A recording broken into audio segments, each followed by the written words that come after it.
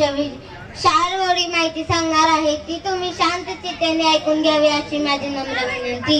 युगानुयुगी दारिद्र्याच्या आणि अज्ञानाच्या अंधकारात खितपत पडलेल्या समाजाला ज्याने स्वाभिमानाने आणि ताठमानेने जगायला शिकवलं, तोच तेजस्वी बोधिसत्व योद्धा म्हणजेच भीमराव रामजी आंबेडकर।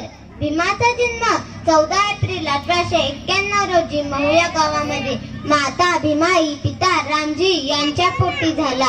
अशा जन्मलेल्या तेजस्वी पुत्राने अस्पृश्याच्या घरात ज्ञानाची ज्योत पेटवली। उधरली कोटी कुळे भीमा तुझ्या जन्मामुळे, भीमा तुझ्या जन्मामुळे। एक मसीहा जन्मा था धरती के मोगाव में, एक मसीहा जन्मा था धरती के मोगाव में। अशा या माझ्या भीमाला शिकून देण्याचे अनेक प्रयत्न झाले। भीमाच्या आयुष्यातील मी तुमच्या समोर एक प्रसंग मांडते। एके दिवशी भीमाच्या वर्गात गणिताचा तास चालू होता।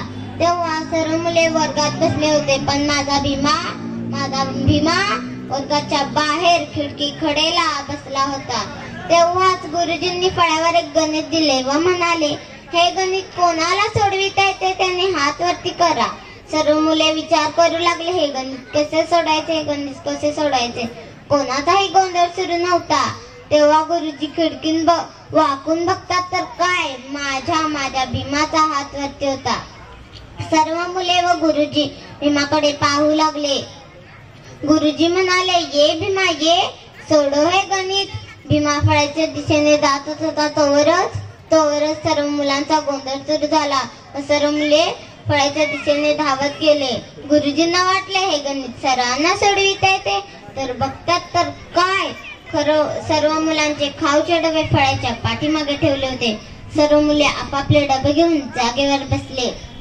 जर भीमाने फळ्याला हात लावला असता तर सर्व मुलांचे डबे बाटले गेले असते, म्हणून सर्व मुले आपापले डबे घेऊन जागेवर बसले। भीमाने गणित सोडवले, ते बरोबर आले। गुरुजी म्हणाले, शाबास शाबास भीमा, व टाळ्या वाजवल्या। तर बघतात तर काय, माझ्या भीमाच्या डोळ्यात अश्रू।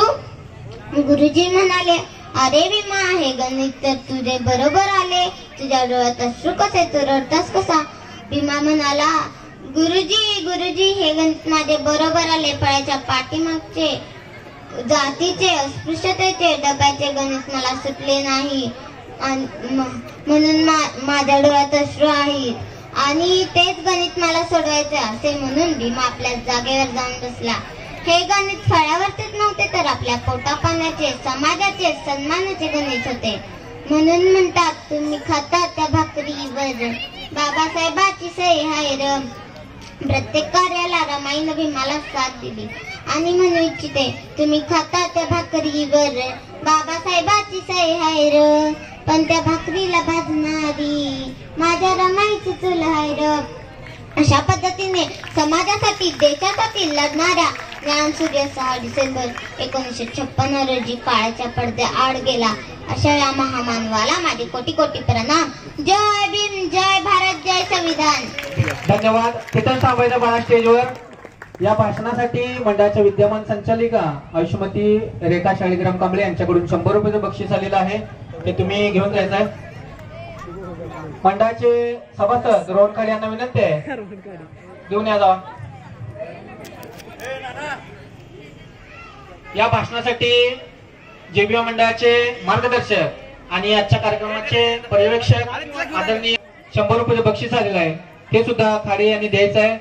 मगाशी झालेला विनीत पुंडलिक साबळे यांच्या डान्सला शकुंतला उभाळे यांच्याकडून 100 रुपयाचं बक्षीस आलेलं आहे।